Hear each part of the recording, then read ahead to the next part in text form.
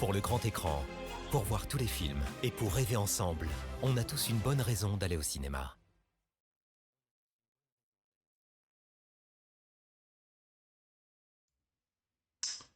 Mesdames et messieurs, bonsoir. Bonne nuit, quasiment, vu que chez nous, en plus, il fait pas beau. Et on est quasiment à la nuit déjà. On me parle, qui me parle? Bon, 15 jours de vacances. Ok. J'ai oublié hier de préparer l'émission. Bonsoir les Xouilles, ça va bien et toi? Je suis rentré chez moi, il était tard déjà, 19h. J'avais pas préparé l'émission. Je me suis dit, oh merde, c'est vrai, il faut que je reprenne les bonnes habitudes. Et du coup, bah voilà, on l'a fait ce soir, c'est pas très grave, hein. Les films sont toujours là.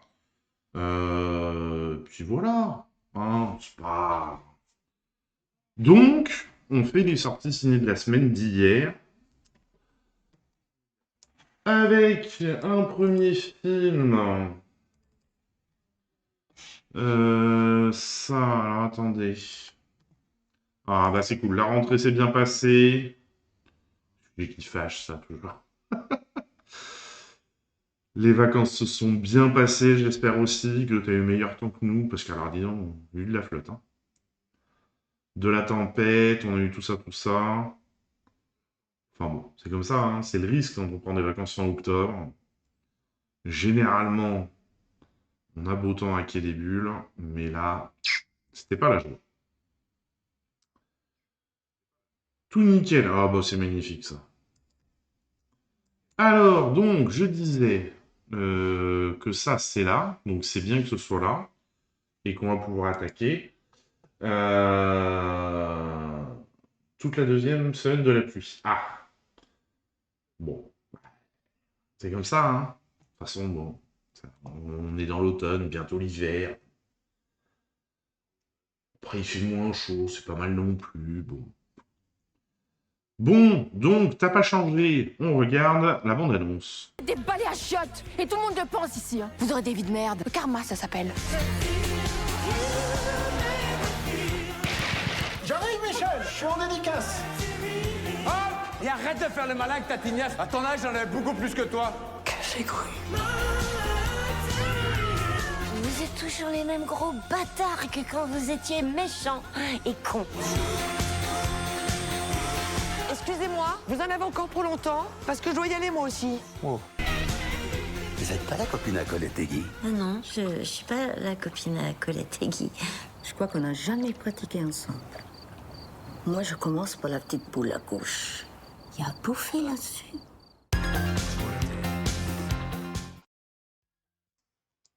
Voilà, voilà. Bon. Bonsoir Michel, j'espère que tu vas bien. Alors, qu'est-ce qu'on nous dit sur ce film? Naissance du projet.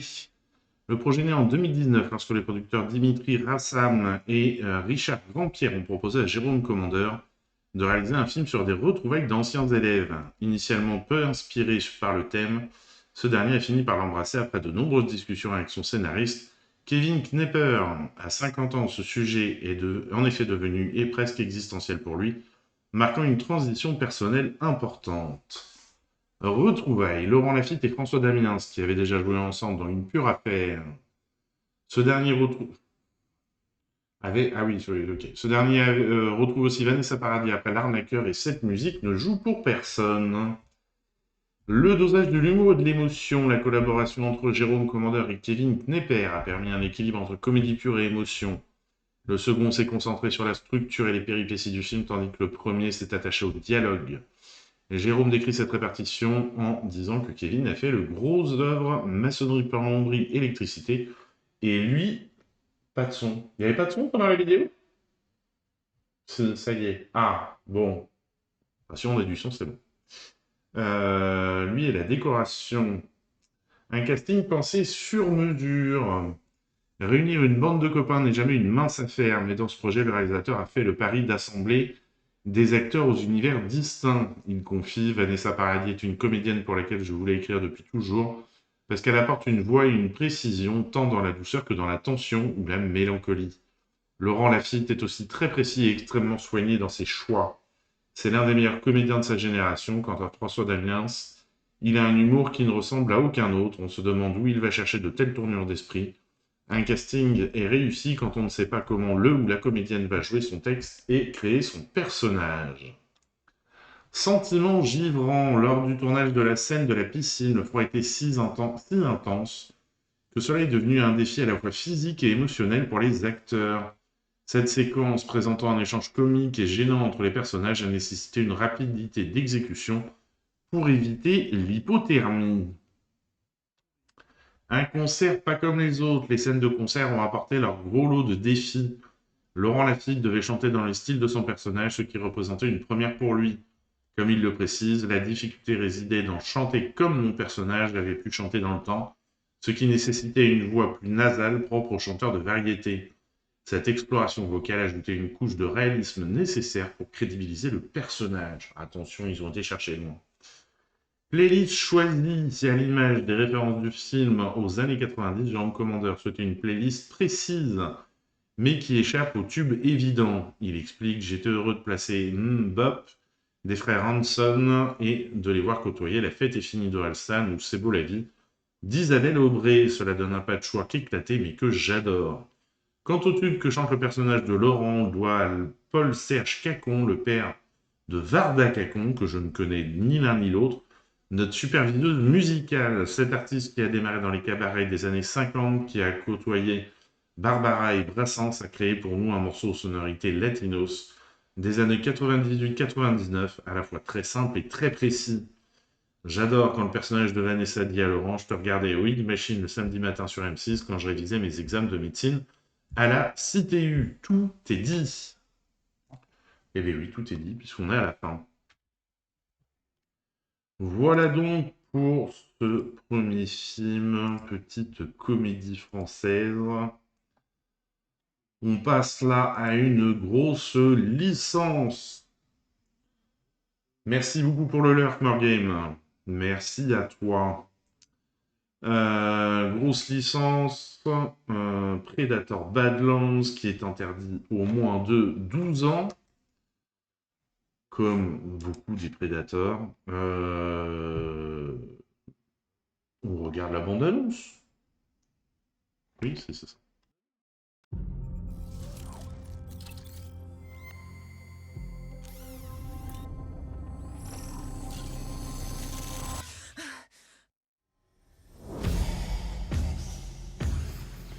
Quand je regarde comme ça, on me voit.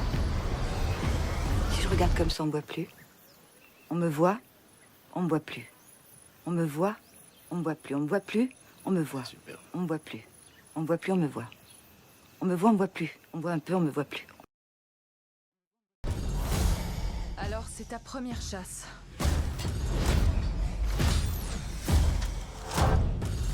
Et pour ça, t'as choisi la planète la plus dangereuse de l'univers.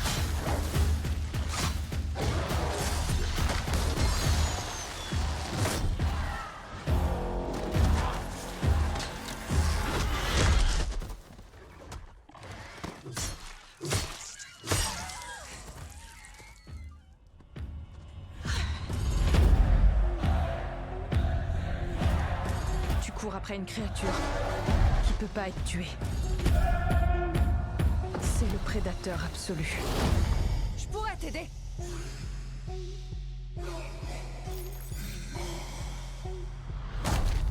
Bon bah, bonne chance pour la suite.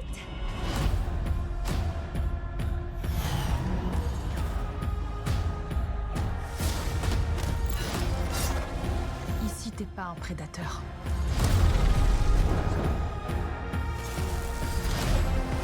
T'es une proie.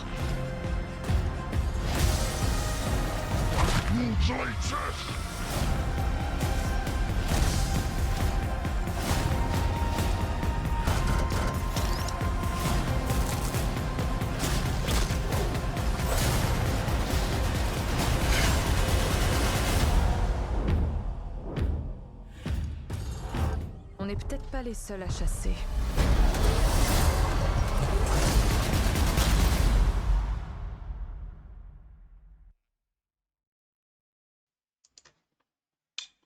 Et ben voilà, hein. C'est bon, c'est du Predator. Alors par contre, un Predator qui fait alliance avec quelqu'un pour l'aider, oui, bon. Et merci beaucoup pour le lurk, Alexouille. Bonne soirée. Alors, qu'est-ce qu'on nous dit sur le film? Un presque séquel, Predator Badlands, n'est pas tout à fait la suite de Prey, également réalisé par Dan Trachtenberg, est sorti en 2022. Néanmoins, dans les deux cas, il est question d'histoires se déroulant dans l'univers de Predator. Source d'inspiration, les influences de Dan Trachtenberg sur Predator Badlands sont nombreuses. Elles vont de L'Homme des Vallées Perdues de George Stevens au Livre d'Eli d'Albert Hughes et Allen Hughes, en passant par Mad Max 2, Le Défi de George Miller, Conan le Barbare de John Milius. Mon humain pas préféré, le design du personnage de Deke n'a pas été du goût de certains fans de la saga, qui ont reproché au personnage son apparence un peu trop humaine en raison de son implantation de cheveux, qui le rapprochait davantage d'un être humain plutôt que d'un prédateur. Pourquoi il n'aurait pas des cheveux, ce pauvre Predator?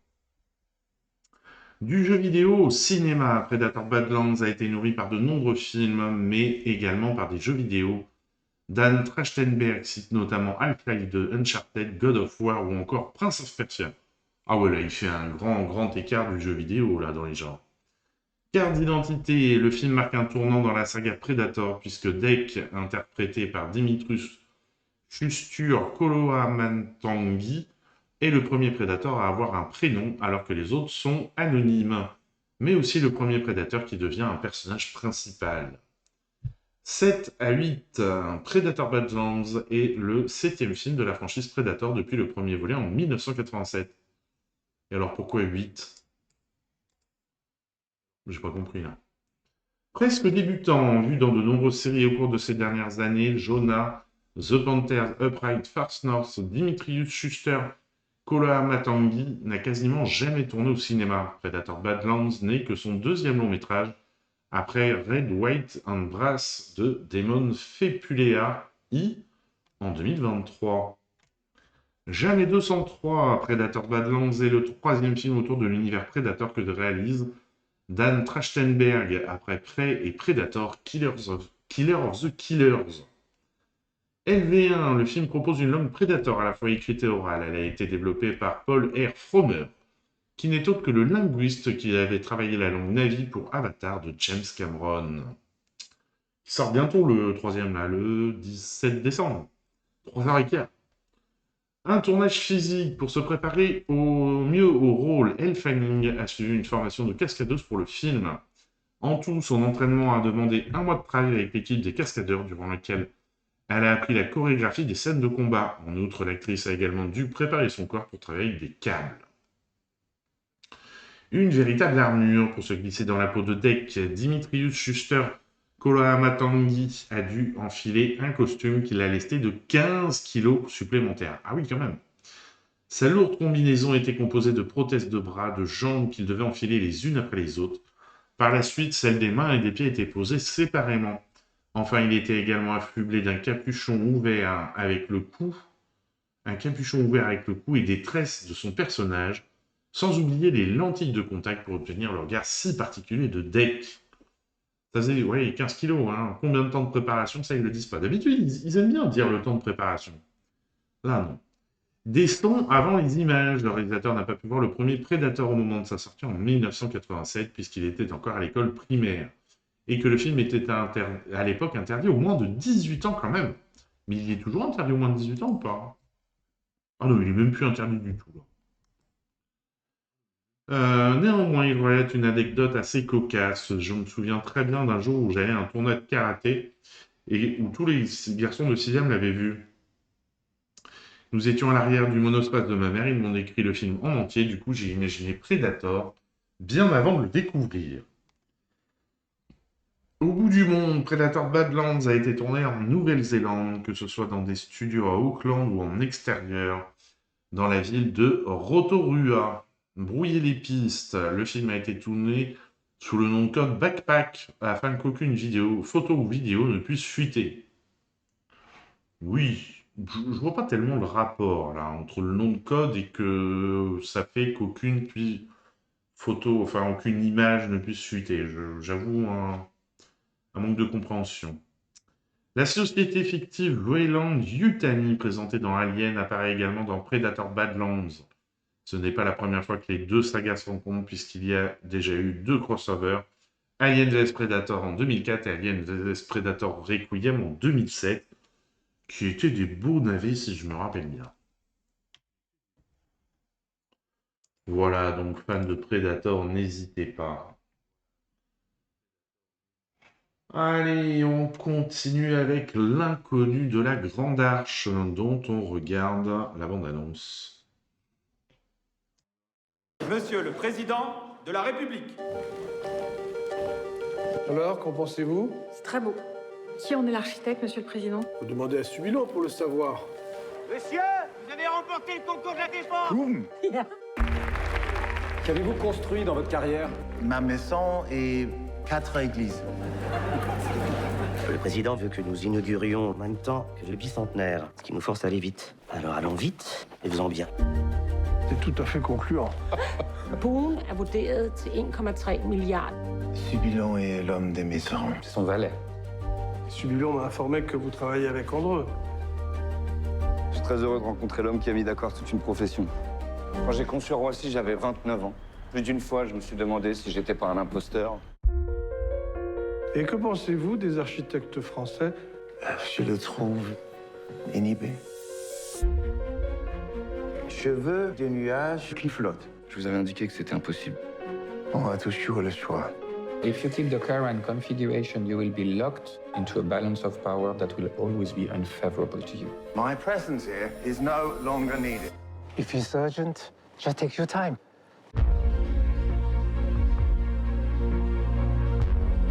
Du har mange følelser. Mitterrand est mon client. Et je respecte toujours mon client. Arrêtez de vous réfugier derrière le président.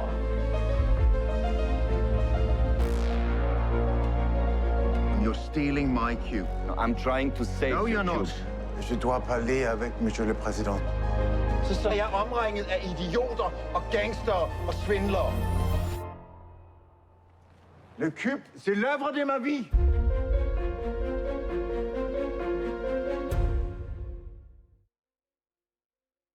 Voilà, comme ça, sur la construction de l'arche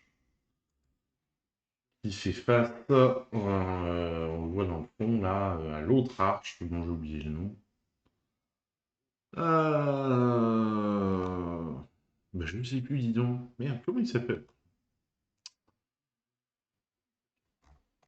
Oui, on va peut-être avoir l'Arc de Triomphe, voilà. Le gros trou, là, d'un coup. Alors, qu'est-ce qu'on nous dit sur ce film? Que le film a été présenté en sélection Un certain regard au Festival de Cannes 2025. Que c'est une adaptation du roman La Grande Arche de Laurent Cosset aux éditions Gallimard, publié en 2016. Quand une carrière en inspire une autre, le sujet du film autour de la construction de la Grande Arche de la Défense avait de quoi séduire le cinéaste Stéphane Le Moustier, qui a commencé sa carrière de réalisateur dans le domaine de l'architecture. En effet, pendant plus d'une dizaine d'années, il a gagné sa vie en réalisant des films de commande pour le pavillon de l'Arsenal et la Cité d'Architecture. Il a ainsi beaucoup appris en filmant des bâtiments et des quartiers et en interviewant des architectes. Mitterrand, un héros de cinéma, c'est Michel Faux qui interprète François Mitterrand dans l'inconnu de la Grande Arche, rejoignant ainsi la longue liste de comédiens à avoir incarné le président de la République au cinéma et à la télévision, parmi lesquels Michel Bouquet dans Le Promeneur du Champ de Mars de Robert Guédiguian, Philippe Magnan dans L'Affaire Farewell de Christian Carion, Changer la vie de Serge Moati, ou encore Michel Duchossois dans le téléfilm L'Affaire Gorgy, histoire d'une cohabitation de Guillaume Niclou. Pure fiction, contrairement aux différents protagonistes du récit, Johan Otto Wens, Prekelsen, François Mitterrand, Paul Andreu, le personnage de Liv que joue la comédienne Sils Babette Knudsen, a été totalement inventé pour les besoins du film. Lieu d'exception, pour les besoins du film, Stéphane Le Moustier et son équipe ont pu tourner dans l'enceinte de l'Élysée, un fait finalement assez rare au cinéma. Le réalisateur a notamment retrouvé des fauteuils contemporains que François Mitterrand avait fait installer lorsqu'il était au pouvoir et qui traduisaient une rupture ainsi qu'une volonté d'évoluer vers la modernité. Un chantier titanesque pour reconstituer le chantier impressionnant de la Grande Arche de la Défense.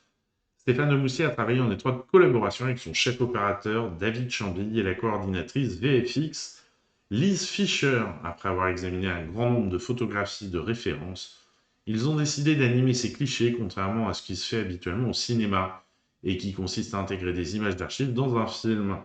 Le but a été ici de faire rentrer le long métrage dans les archives, ce qui donne un effet de réel assez bluffant. Le langage de Molière. Pour les besoins du film, l'acteur danois Claes Bang a appris le français, langue dont il ne connaissait jusqu'à présent que quelques rudiments. Eh bien dis donc. Un morceau mythique. Dans une scène du film, le personnage de Johan Otto von Spreckelsen, qu'interprète Claes Bang, joue un prélude de Bach à l'orgue. Ce morceau avait notamment été utilisé dans le classique Solaris d'Andrei Tarkovsky. Toutefois, si Stéphane Demoustier a choisi ce prologue dans le film, c'est également parce qu'il figurait parmi la batterie de morceaux que l'acteur danois était capable de jouer. Donc il sait tout faire, cet acteur. Il joue de l'orgue, il a appris à parler français en un temps record, il joue très bien a priori. Bon, c'est fatigant, des gens comme ça. Allez, on passe au film suivant, La Vague.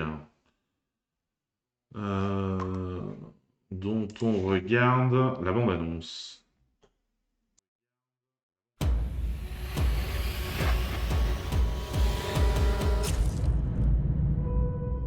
Hola Julia Bonita, hay una fiesta este sábado y me encantaría ir contigo.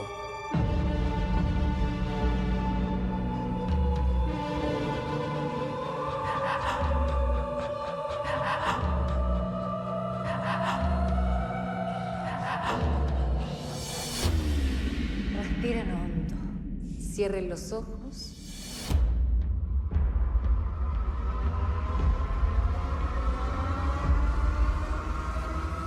¿Me podéis decir exactamente de qué me estáis acusando, Julia?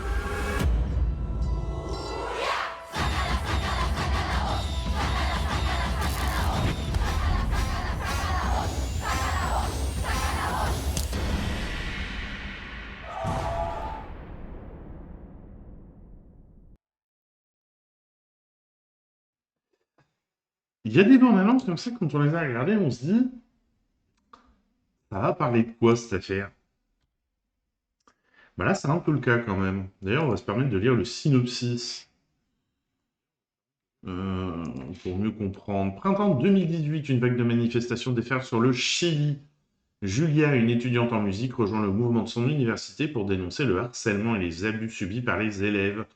Depuis trop longtemps, alors qu'elle trouve le courage de partager avec les étudiants un souvenir qui la hante, elle devient de manière inattendue une figure centrale du mouvement. Son témoignage intime et complexe devient une vague qui secoue, perturbe et désarme une société polarisée.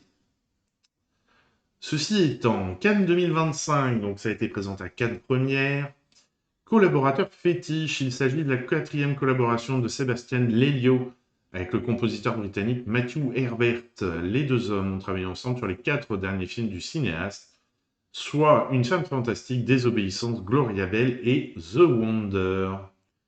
Révélation, le quatuor d'actrices principales Daniela Lopez, Avril, Aurora, Lola Bravo et Paulina Cortez n'avaient jamais fait de cinéma avant La Vague. Gros moyens pour les besoins des scènes dansées du film, Sébastien Lelio et son équipe ont tourné dans des décors qui pouvaient accueillir plus de 200 danseurs. Quand même, ça faut de la place. Girl Power, même si le film est réalisé par un homme, les postes importants ont été occupés par des femmes, à commencer par les 3 co-scénaristes aux côtés de Sébastien Lelio, Manuela Infante, Paloma Salas, Josefina Fernandez. Historique, La Vague marque une première dans l'histoire du cinéma au Chili, puisqu'il n'y avait tout simplement jamais eu auparavant de film musical dans le pays. Un invité de prestige. Pour les numéros dansés du film, Sébastien Lelio a fait appel au célèbre chorégraphe américain Ryan Effington, star de Broadway. Il est notamment devenu célèbre grâce à sa chorégraphie iconique dans le clip Chandelier de la chanteuse Sia. Je ne connais pas du tout. Comme à l'école, en amont du tournage, une Holla Academy a permis aux artistes impliqués dans la séquence musicale du film de se former à la performance scénique, au mouvement et à la technique vocale. Pendant 3 mois, cet endroit, pensé comme un espace de répétition et d'apprentissage, était organisé en sessions ciblées de 2 heures par discipline, à savoir interprétation, chant et danse. Un engouement national. Pour le casting, un appel à candidature relayé sur les réseaux sociaux avait invité les actrices, chanteuses et danseuses de tout le Chili à postuler. En tout, elles ont été plus de 1200 candidates à envoyer leurs vidéos pour mettre en avant leur talent et leur enthousiasme.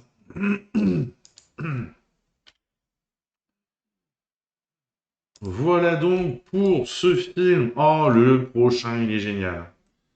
Alors, voilà, c'est Sage Distribution, on en parle régulièrement, ils font la promotion de la religion chrétienne, donc c'est des films qui sont toujours très orientés. Les critiques spectateurs ont explosé. Donc, alors, All Purpose Ending, là, merci, mais non merci, donc au revoir. Hop. Et donc, il vous l'indique sur la page Allociné du film. Hop. En vous disant...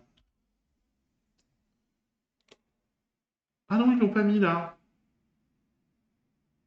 Ah bon non, finalement ils se sont pas énervés sur celui-là.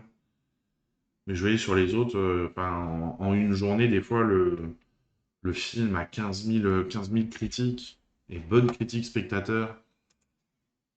Enfin voilà, du coup bon. Là, on est quand même toujours chez Sage Distribution, donc c'est une certaine vision qui est défendue. Le Roi des Rois, on regarde la bande-annonce.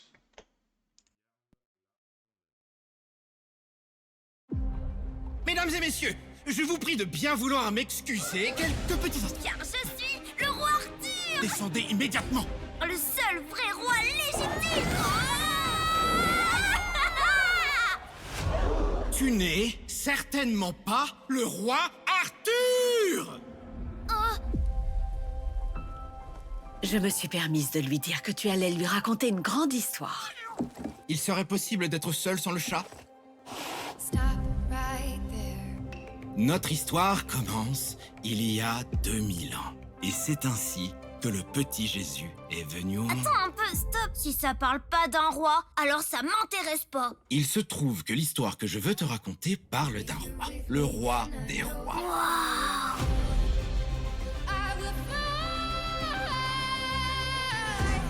Il y a des anges, des méchants rois et des miracles. Regarde ces poissons! Alors cette histoire t'intéresse finalement? Il était temps pour Jésus de réunir quelques amis pour l'aider dans sa quête. Nous n'avons pas assez de nourriture pour tout le monde. J'espère que ça aidera. Regarde! Il y a quelque chose par là!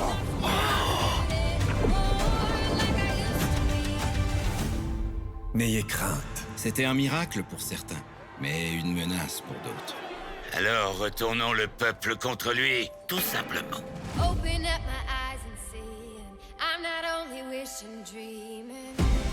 Saisissez-le! On ne peut rien faire pour lui?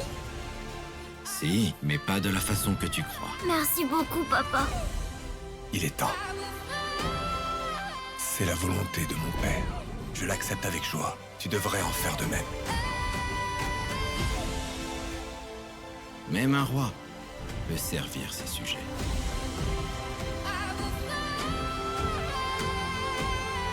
Aie foi en moi, et tu seras sauvé.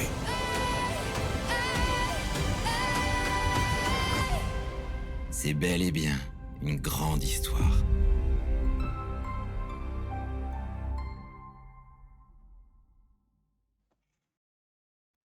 Voilà, voilà.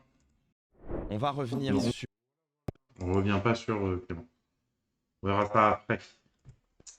Allez, on passe au film suivant, Les Braises, où on reparle un peu des Gilets jaunes, avec Virginie Fira et Harry Worthwalter. On regarde la bande-annonce. Ce jour-là, j'avais rendez-vous pour la toute première fois avec une certaine jeune fille. On s'était donné rendez-vous à la gare. Elle descend du train. Les gens, je lis, j'écoute, et c'est à nous, maintenant, d'être endurants. Elle va casser les couilles à tout le monde avec ses gilets jaunes. Vous êtes quelqu'un d'ambitieux, monsieur Bouvier. Mais comment t'en es arrivé là? Il faut sauver la boîte, parce que je veux pas voir la famille couler avec. J'ai rien sacrifié, j'ai rien lâché. La prochaine étape pour toi, c'est la tôle. Jimmy, ce que je fais, je le fais pas pour moi, je le fais pour nous tous. Oh putain, Karine, redescends là.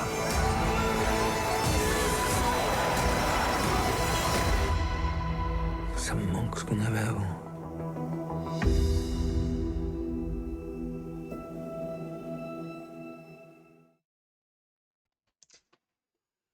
Les braises des gilets jaunes qui ont bien été écrasées à coups de matraque pendant les manifs, on peut le dire. Alors, qu'est-ce qu'on nous dit sur le film? Naissance du projet. Thomas Kouitoff et son co-scénariste Jean-Baptiste Delafont voulaient explorer l'engagement politique ordinaire, celui de citoyens non professionnels. Après les promesses centrées sur des élus... Attendez. Ah oui, oh, il était chouette celui-là. L'attaque à tête de Isabelle Huppert et il tenait bien le film. Centré sur des élus, ils ont choisi de raconter comment l'engagement militant des Gilets jaunes vient bouleverser une vie amoureuse et familiale. Le cinéaste explique. Quand on est un simple citoyen qui s'engage sans y avoir été préparé tout en menant une vie déjà bien remplie, les enjeux ne sont pas les mêmes que pour celui ou celle dont c'est le métier. L'irruption soudaine de la politique dans la vie personnelle et familiale est d'une grande violence. C'était aussi le moyen de mêler la grande et la petite histoire, l'intime et le collectif. Un mouvement rarement filmé. Les Gilets jaunes, ça va, on en a mangé du film quand même sur eux. Le choix des Gilets jaunes s'est imposé car c'est le plus grand mouvement social récent en France. On parle des retraites quand même un petit peu. Pourtant très peu traité en fiction, les auteurs ont rencontré des militants en Bretagne, Haute-Loire, Limoges et Angoulême, ce qui a nourri le scénario. Thomas Kouitoff se rappelle, le traitement des Gilets jaunes par le média s'était beaucoup focalisé sur les affrontements dans les manifs, avec une tendance à réduire le mouvement à certains débordements de violence physique et verbale. Nous, on avait envie de raconter les choses de l'intérieur d'un groupe, d'un personnage, et on a commencé le processus d'écriture par des rencontres avec des Gilets jaunes. Tournage en conditions réelles. Les scènes de Virginie Fira dans l'usine ont été tournées pendant de véritables journées de production dans une entreprise agroalimentaire. De son côté, Harry Worsalter a appris à conduire un poids lourd pour incarner son personnage. Un travail immersif avec les vrais militants. Une trentaine de gilets jaunes et de sympathisants locaux ont participé régulièrement au tournage. Le réalisateur parle d'une vibration collective entre acteurs, militants et techniciens, donnant une authenticité particulière aux scènes de groupe. Le dernier soir du tournage, il devait poursuivre la voiture de Macron, une séquence inspirée de la visite du président au Puy-en-Velay en décembre 2018.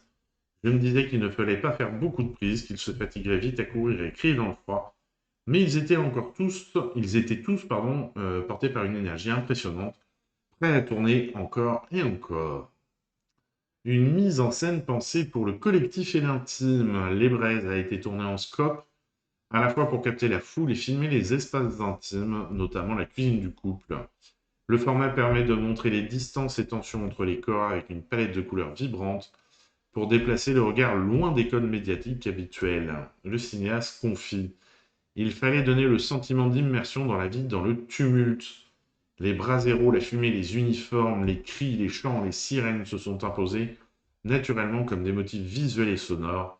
Le film devait faire ressentir ce souffle collectif dans les moments de communion, comme dans les moments de désaccord, et aussi capter le chaos quand les actions ou les manifestations tournent mal. Un casting pensé comme un couple, le rôle de Karine n'a pas été écrit pour Virginie Fira, mais lorsqu'elle a été envisagée, la question a été avec qui?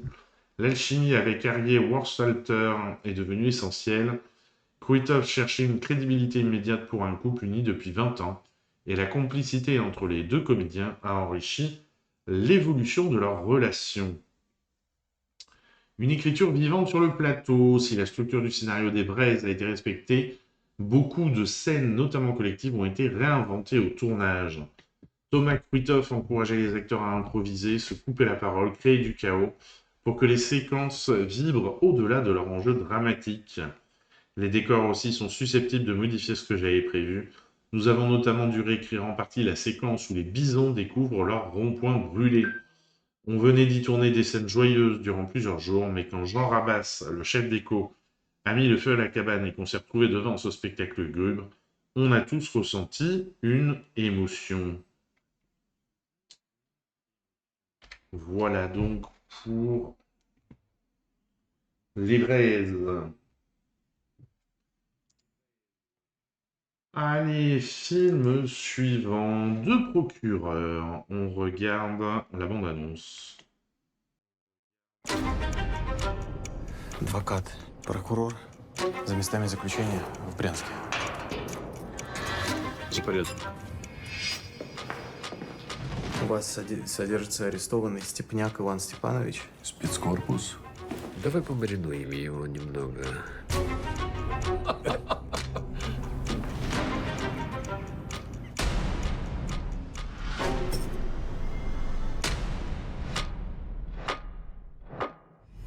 Говорить при посторонних я не буду.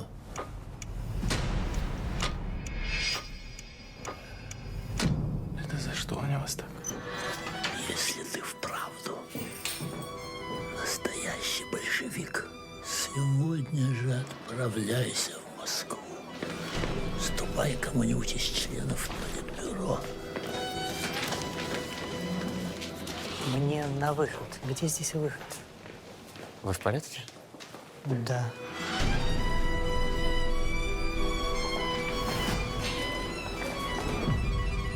Доложи им, что тут истребляют цвет партии. Где ваш предшественник? Знаете? В ваших интересах отнестись к этому серьезно. Они тебя в покое не оставят.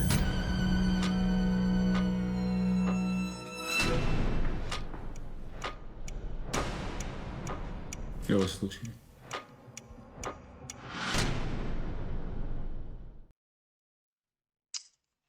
Voilà donc pour cette bande-annonce. Alors... Ah, je croyais que le film était plus long, il dépassait largement les 2 heures, mais non, il fait 1h58.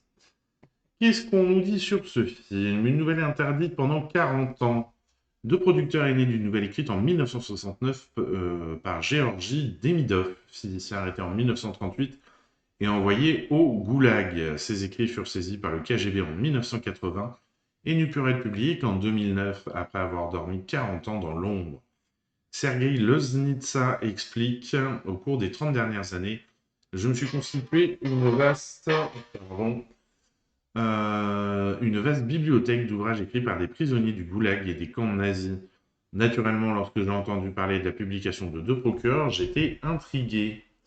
Je l'ai lu, et cette histoire m'a fasciné mais est restée en tête. Dans un pays où des dizaines de millions de personnes ont été déplacées ou sont passées par le Goulag et où des millions sont morts de faim ou dans des conditions inhumaines, la mémoire de ces tragédies vit encore dans presque chaque famille et nous hante toujours aujourd'hui. Quelques années plus tard, j'ai écrit le scénario. Les ombres de Kafka et Gogol. En adaptant l'histoire, Loznitsa s'est inspiré du grotesque et du tragique propre à Gogol et Kafka.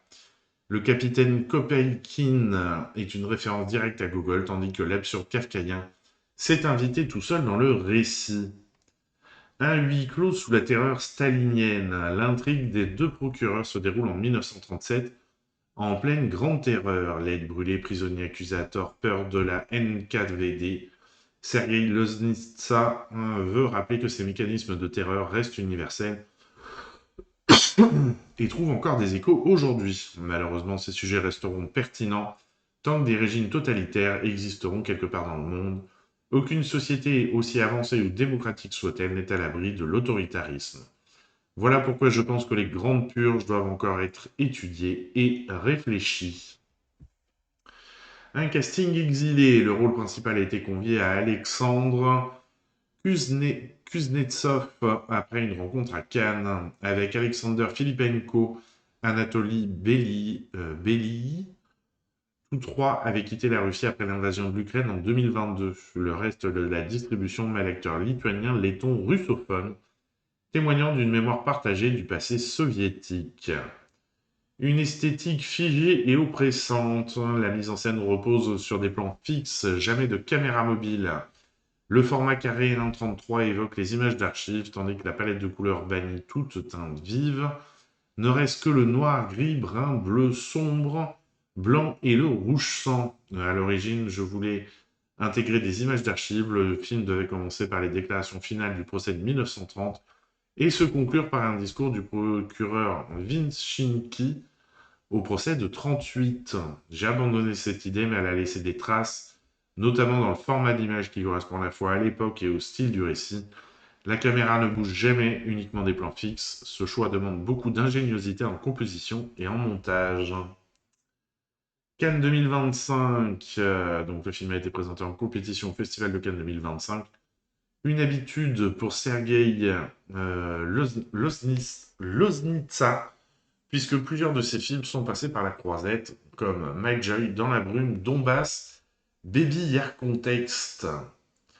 Un décor chargé d'histoire. Le tournage a eu lieu dans une prison de Riga construite en 1905, fermée récemment pour insalubrité. Selon Loznitsa, l'odeur de souffrance y flotte encore, renforçant l'atmosphère de claustrophobie et d'oppression recherchée. Le film s'est déroulé à Riga, dans une prison datant de l'époque impériale russe. Construite en 1905, elle a récemment été fermée pour insalubrité selon les normes européennes. L'odeur de souffrance y flotte encore, ne disparaîtra sans doute jamais. Voilà donc pour ce film. On passe au film suivant. On va encore parler du Christ. Tiens donc, Baroudeur du Christ. On regarde la bande-annonce. Le jour de votre ordination, vous avez découvert votre pays d'envoi, celui dans lequel vous deviendrez l'un des leurs, le pays que vous embrasserez jusqu'à votre dernier souffle. Il m'a envoyé en Corée. Quand j'étais petite, en Corée du Nord, les policiers nous ont emmenés dans un stade, puis ils ont fusillé des prisonniers devant nous. À Madagascar. Le Chumba, c'est très très fort. C'est un esprit qui vient en nous. Ou c'est une manière de rentrer en transe. En 1966, j'ai pris le bateau pour repartir pour Taïwan. Je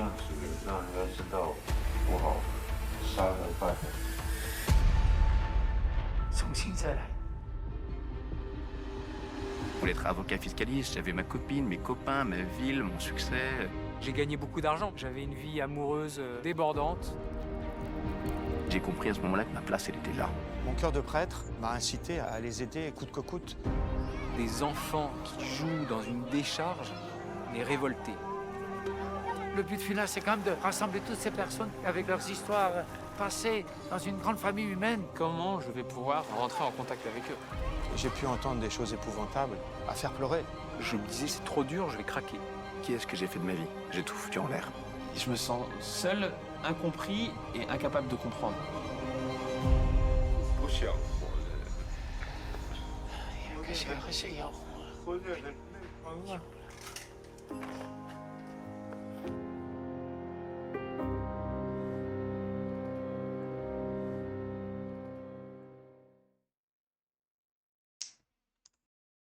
Voilà donc pour ce film. On reste dans le documentaire avec le film suivant. France, une histoire d'amour, un film de Yana Arthus Bertrand. On regarde la bande-annonce. On se voyage à travers la France pour filmer les gens qui font des choses, tu vois, que j'admire.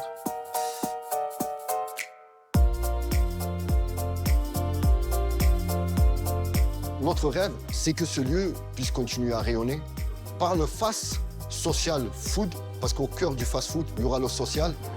Qu'est-ce que ça t'apporte, ce métier? Je sers à quelque chose dans la vie. Il n'y a personne qui voulait donner de l'eau du robinet. Every day help me God.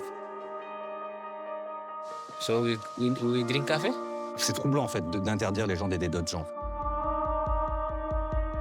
Est-ce que tu me dis bonjour? Il y a 15 000 producteurs qui sont en AMAP. C'est énorme. C'est vous qui avez lancé tout ça? Oui. C'est génial, quand même. Quand je me suis installé, il y avait 173 000 fermes en Bretagne. Il en reste là 6 000. On est en train de payer pour un modèle qui nous fout dedans. En France, les 10% les plus riches sont responsables de la moitié des émissions de gaz à effet de serre. Le vrai écolo, c'est quelqu'un qui veille sur la nature. C'est l'homme qui me fait rester là, pour la dignité de l'homme. Voilà, on m'a aidé, donc c'est de légende. J'aime pas pleurer, je me sens... Ouais, ça prouve que t'es un homme, mon vieux. Et les enfants, c'est vous qui allez faire le monde.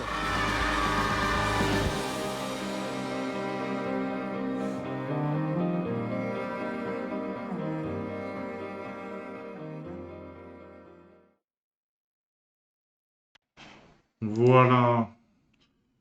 Bon, il n'y a rien d'original en fait, son film. Hein. On en a vu. Il va y avoir des gens qui font des actions comme ça, sociaux. Ouais, sociales, qui font des actions pour dénoncer les problèmes environnementaux et tout. On a eu plusieurs films qui ont déjà parlé de tout ça. On en revoit même qu'on a déjà vu dans d'autres films. Là, le fait que c'est porté par Yann Arthus Bertrand, bon, voilà. Ça rajoute pas forcément quelque chose, mais on le redit, voilà. Allez, on passe au film suivant, The Chord of Life.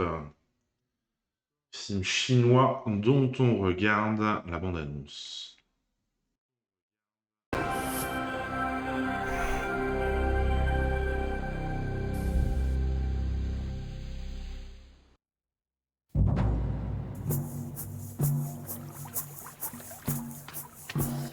هذا تفجرها أنا ما نقدر شيء أنا خجاب اشتحان هذه ايش الموضوع؟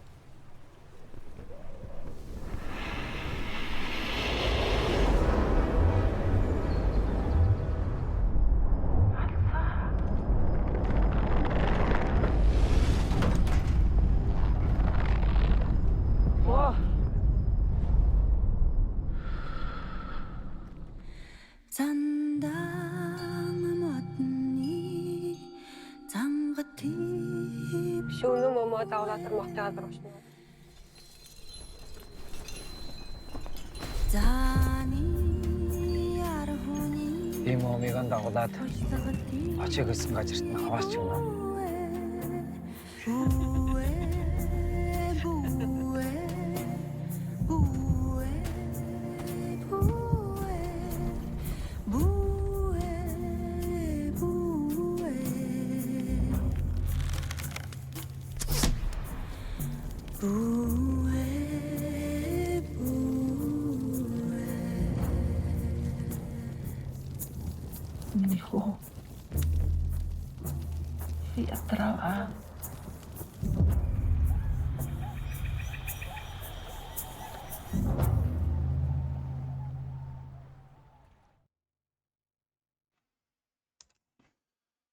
Voilà donc pour ce film, très très beau film. Juste ce que j'avais noté sur ce film. Mais on va voir si je retrouve ça. Allô Discord, c'est le moment de t'ouvrir. Non, Discord ne veut pas s'ouvrir. Quoi? Voyons voir, voyons voir, voyons voir. Ça fait un moment que je l'ai vu celui-là.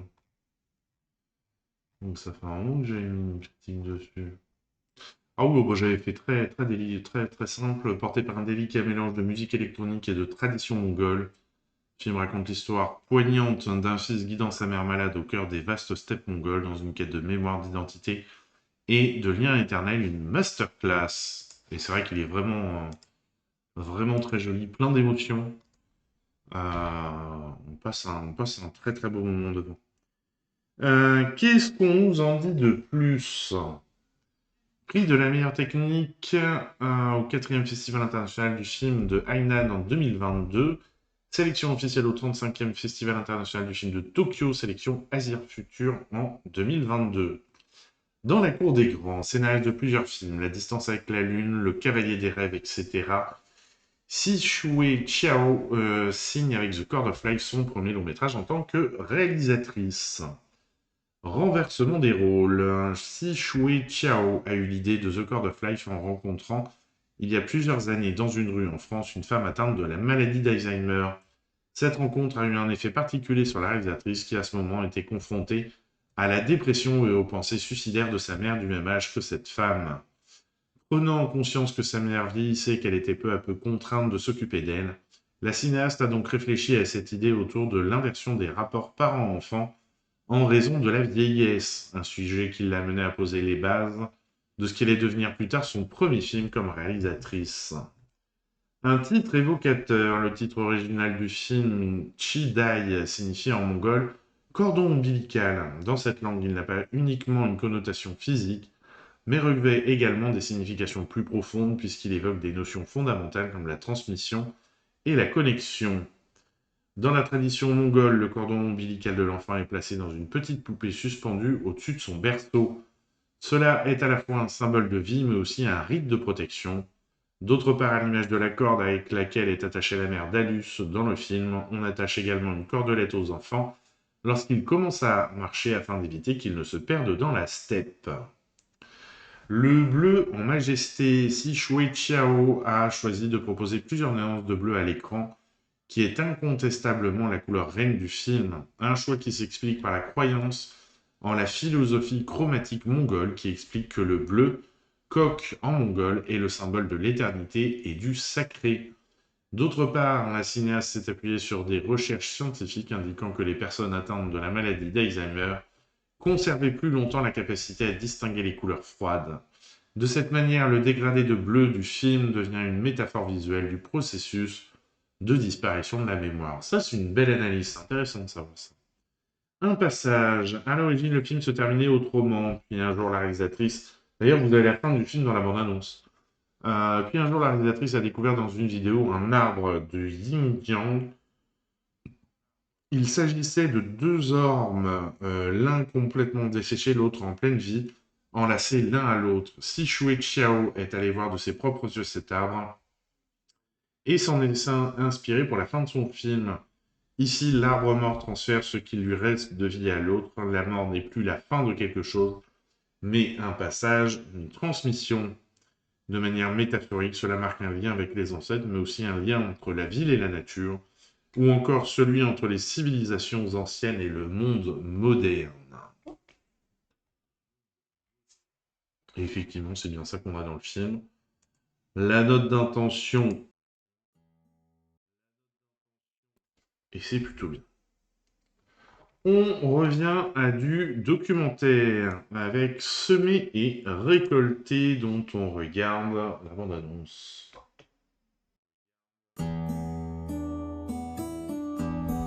Je vais vous raconter l'histoire de 3 familles d'éleveurs-agriculteurs dans le Perche. J'ai été le témoin de ce qu'ils sont et de ce qu'ils font. Simplement, pendant 1 an.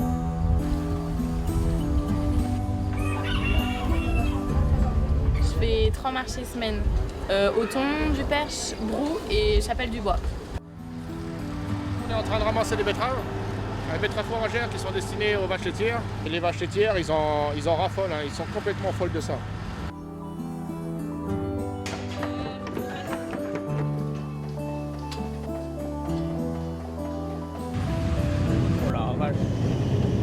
Celle qui est abîmée déjà. Bah, c'est ce que j'ai dit à papa, je voulais finir la coucher. Ça veut vraiment pas nous laisser faire cette année. Depuis les semis jusqu'à la récolte, on est toujours embêté. L'eau est toujours présente.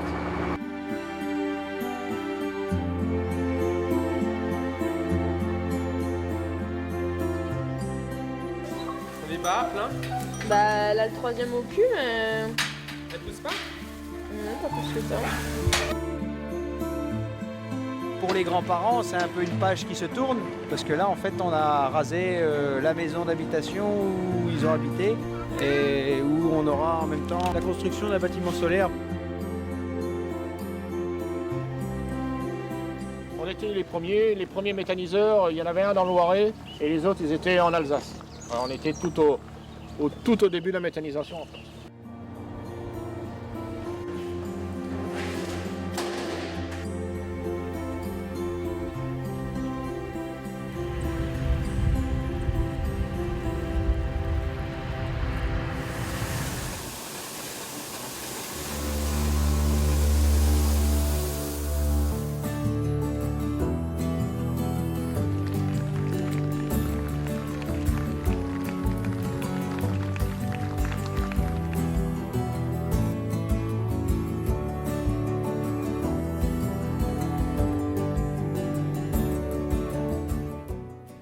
Moi, j'en pense que C'était pas fini.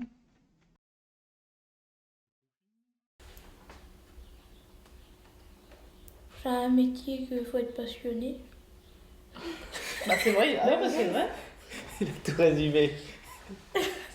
Ouais. Voilà. Sinon, faut quand même être un peu passionné et aimer ça quand même. Bon, on passe au film suivant. Grafted, alors attention, insensible, fermez les yeux, le film est interdit aux moins de 16 ans et je pense que c'est entièrement justifié. On regarde la bande-annonce.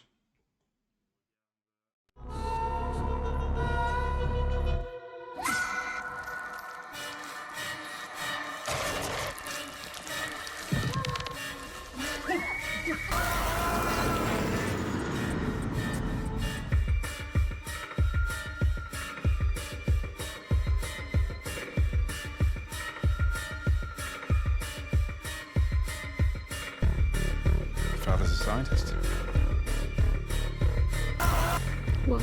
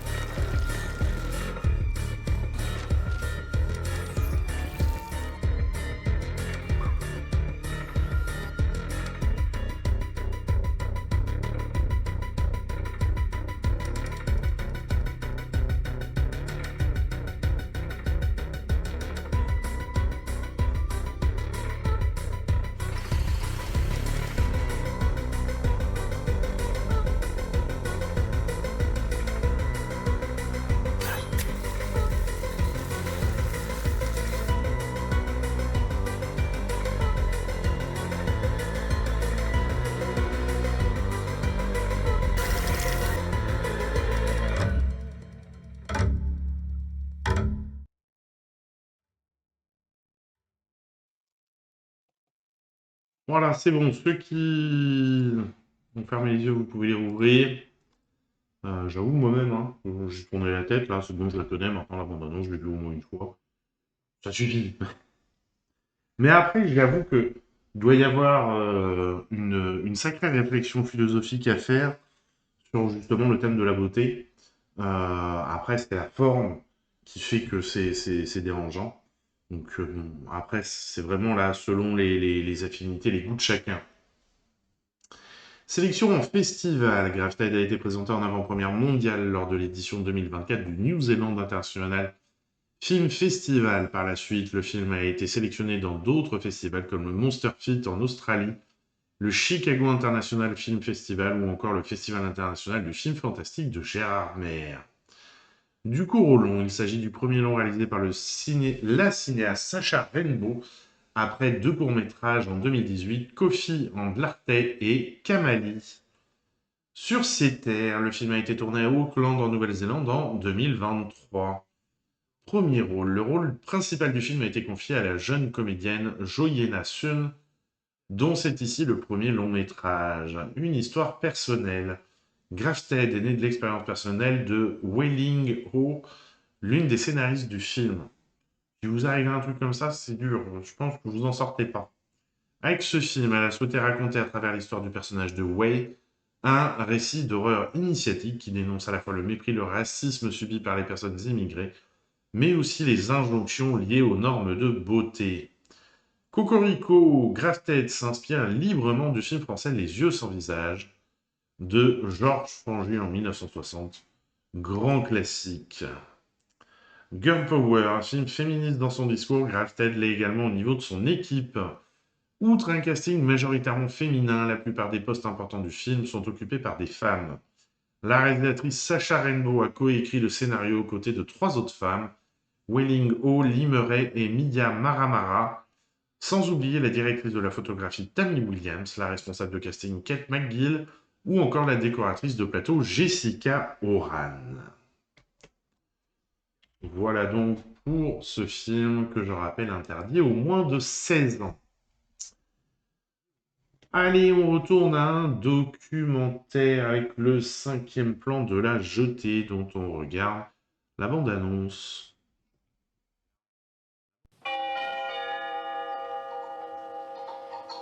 Départ à destination de Rome. Vol Alitalia 333. Embarquement À Orly le dimanche, les parents mènent leurs enfants voir les avions en partance. De ce dimanche, l'enfant dont nous racontons l'histoire devait revoir longtemps le soleil fixe, le décor planté au bout de la jetée et un visage de femme. C'était la cinémathèque et la projection démarre. Et puis je suis très vite troublé par une image, mais ça passe vite. Et on va jusqu'à la fin et je dis à Camille, écoute, on le regarde une deuxième fois. T'as dit, je crois que c'est moi. Et je crois que c'est moi. Le film est tellement évocateur sur le temps, la mémoire. Enfin, ça vous a envoyé dans une boucle temporelle. Un peu, parce que finalement, comme le héros du film, je me suis vu. C'est un effet miroir, quoi. Il se voit, je vois mourir, il sait pas que c'est lui. Et moi, je me vois. C'est drôle, hein. C'est drôle, oui. Et moi, quand j'ai compris que c'était peut-être vrai, que ma tante, mon oncle et mon cousin avaient peut-être bien été photographiés par Chris Marker dans La Jetée, il a fallu que je fasse un film.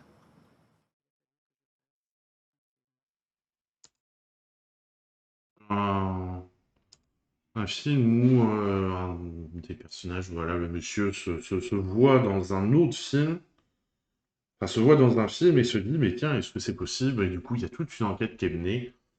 Alors, je râle souvent contre les documentaires comme ça, très personnels, mais là, c'est plutôt bien fait, parce que vraiment, on est à leur côté, c'est vraiment tourné sous forme de thriller. On n'est pas comme dans certains documentaires très personnels à faire de l'autosatisfaction ou de l'auto-analyse. On est vraiment dans l'enquête, dans la recherche. Est-ce que c'est possible? Où il était? Qu'est-ce qu'on faisait à ce moment-là? Est-ce que voilà. Et du coup, on se prend au jeu on peut se prendre au jeu de ce film et y passer un plutôt bon moment. Voilà. Allez. Le prochain film est un film un peu particulier, le nouveau film de Bill Plympton. Une animation de la Monte Carlo del Norte où une très belle critique, analyse et histoire de l'histoire américaine. On regarde la bande-annonce. It is my humble honor to accept your gracious inquiry into using our piece of God's Little Acre as the location for your next motion picture extravaganza.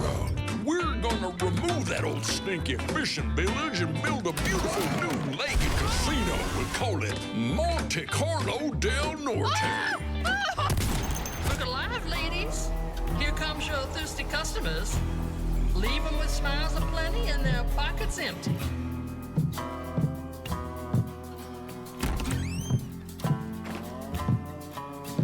Keep an eye on that guitar fella.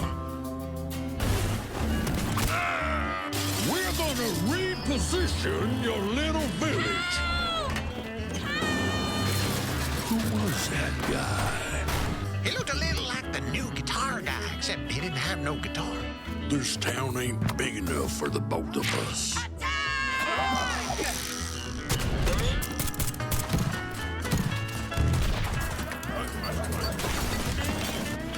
Music man, you're done at Monte Carlo del Norte.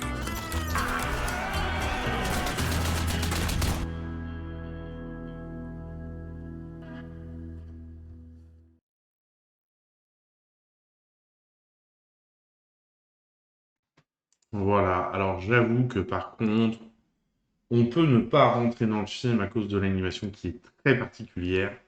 Ça, je veux bien vous l'accorder. Mais si vous réussissez à rentrer dedans, c'est vraiment un petit bijou de critique. Il y a vraiment énormément de choses qui sont dites et on y passe vraiment un chouette moment. Alors, qu'est-ce qu'on nous dit sur ce film? Une inspiration musicale. Le point de départ du film est la musique de Hank Williams. Monsieur le bien le bonjour, bonsoir. Pose mon sub et mon lurk en même temps. Merci beaucoup pour ton 4e mois et merci beaucoup pour ton lurk. Et vous pouvez retrouver la chronique de Val tous les jours sur le Discord. Chronique musicale. Une inspiration musicale, justement, on en parlait, qui a inspiré Bill Clinton, le réalisateur américain ayant grandi dans l'Oregon, voulait capturer l'essence de son enfance, entouré de paysages forestiers et bercés de mélodies country. J'ai grandi dans les bois et la forêt, il y avait beaucoup de camions sur les routes. Cette connexion personnelle avec la musique, les paysages de son enfance a donné naissance à l'idée d'un cow-boy musicien utilisant sa guitare slide comme une arme. Un tournage fait maison. La pandémie de Covid-19 a profondément impacté la manière dont Bill Clinton a réalisé ce film. Contraint de travailler depuis chez lui, le réalisateur a dû s'éloigner des environnements habituels de studio pour créer une œuvre entièrement fait maison. Ce retour aux sources dans son processus créatif lui a permis de renouer avec ses techniques d'illustration originales, utilisant le stylo, l'encre, le crayon de couleur. L'aspect de ce film est vraiment très classique, Clinton, souligne-t-il, rappelant le caractère unique et artisanal de sa création. La couleur du mystère, le choix colorimétrique dans Duel à Monte Carlo del Norte joue un rôle crucial dans son atmosphère. Le réalisateur a opté pour un style visuel marqué par un aspect sépia poussiéreux qui contribue à rendre les personnages maléfiques, notamment les jumeaux beaucoup plus effrayants. Cette décision esthétique renforce l'ambiance sombre et mystérieuse de l'œuvre. La poésie des outils, les outils de création utilisés pour le film sont loin des technologies de pointe.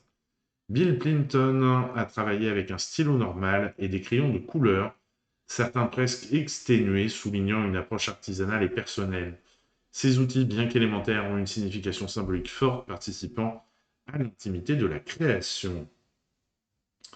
L'humour noir en plein cœur. Le metteur en scène Bill Clinton voulait que Duel à Monte Carlo del Norte soit très adulte, très triste, très noir, entroupé de moments en couleur qui fonctionnent comme de petits clips musicaux. Il a ainsi poussé l'ambiance sombre au-delà de ses précédents travaux, et l'association des couleurs avec la musique avait pour but de créer une dualité visuelle poignante. Cette approche a permis d'explorer de nouvelles dimensions narratives tout en conservant une continuité esthétique qui amplifie les émotions du public. Voilà donc pour ce film. Et mesdames et messieurs, nous arrivons à l'instant Bollywood, qui sera aussi le dernier film de cette semaine.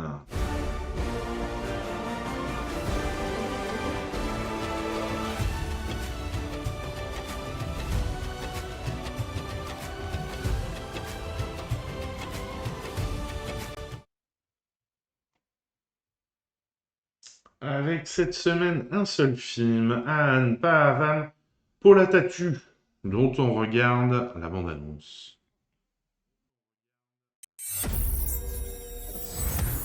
Periyar Ambedkar okay G U Pope வித்தியாசமான டெஸ்டா இருக்கே அது Karl Marx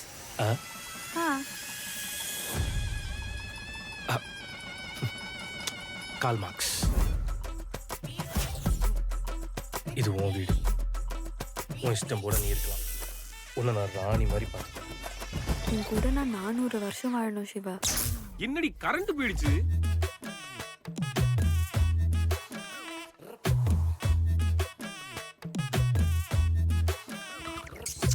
ராணி மாதிரி பார்த்துப்பேன்னு சொன்னேன் ராணினா ராஜாவோட பொண்டாட்டின்னு அர்த்தம் ராணினா ராணி தான் ஏய் தாலி எங்க கொஞ்சம் தள்ளி உட்காரு என்னாச்சு எதுவும் இல்ல என்னடி ஆச்சு நான் இப்ப இங்க உட்கார கூட கூடாதா ஐயோ ஐயோ ஐயோ ஏய் எதுக்குடி 28000 செலவு பண்ணிருக்க உங்க ஆசெல்லாம் இப்படி தாண்டா அறியா இனிமே இந்த சமைக்கிறது துவைக்கிறது கழுவுறதெல்லாம் என்னால பண்ண முடியாது இது வரைக்குமே இதெல்லாம் நீ பண்ணது இல்லையாமா பண்ண முடியாதுடா ஏன்னா it's my choice it's my choice it's my choice my choice Siva it's my choice என்னடி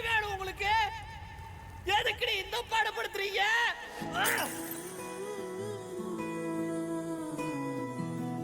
இதெல்லாம் கோர்ட் நம்பணும்ல. சட்டம் பொண்ணுங்க சொன்னா நம்பும்பா. உங்களை மாதிரி மேல் சாவனிஸ்ட் கிட்ட ஃப்ரீடம் வாங்க ஃப்ராடுத்தனம் பண்ணணும்னா ஃப்ராடுத்தனம் பண்ணுவேண்டா. யுவரானர், அவர் ஒரு ஆல்கஹாலிக். இந்த ஆளுக்கு பைபோலார் டிசார்டர் இருக்கு.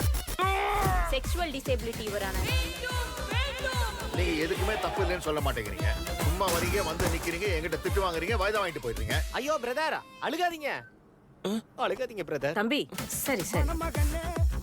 பைத்தியம். இதுல இருந்து தப்பிக்க ஒரே ஒரு வழிதான் இருக்கு. என்னது?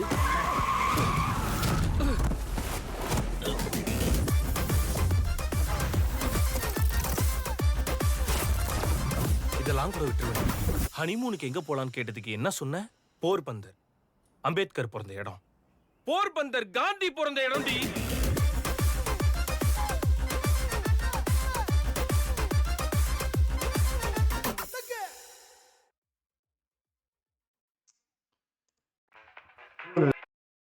Pour cette dernière bande-annonce. Alors, on est donc à la fin de cette émission. Chez qui je peux vous envoyer? On a des beaux films cette semaine, des films diverses et variés. Chez qui je peux vous envoyer? Je vais vous envoyer chez Mozo, tiens. Ça fait longtemps qu'on n'avait pas été le voir, Mozo. Hop. En tout cas, mesdames et messieurs, merci beaucoup de votre présence. Bonne soirée à toutes et tous. N'oubliez pas que le cinéma... Ah, monsieur Tronche de Cake, rebonjour. J'ai été dans le fond du lurk. Mais écoute, la bonne nuit, la bonne soirée, tout ça. Mais merci beaucoup en tout cas de votre présence.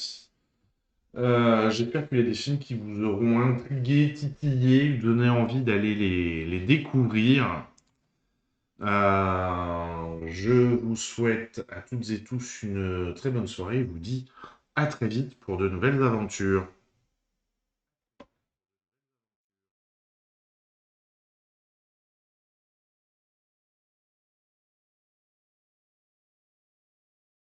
Non, il se cache dans les coins.